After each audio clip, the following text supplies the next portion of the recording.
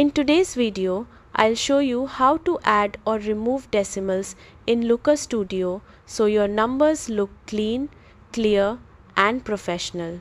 Start by opening your web browser and searching for Looker Studio. Open the official site and log into your account.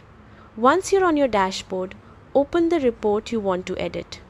Now, click on the scorecard where you want to change the decimal settings. With the scorecard selected, move to the right-hand panel and switch to the Style tab. Under the Primary Metric section, look for the option called Decimal Precision. This setting controls how many decimal places are shown in your scorecard value. Click the drop-down and choose the number you want. If you want whole numbers with no decimals, select 0.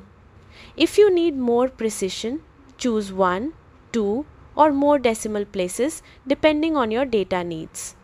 As soon as you select an option, the scorecard updates automatically. That's it.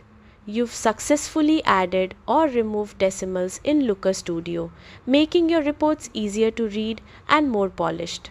Thanks for watching, and don't forget to subscribe for more Looker Studio tips.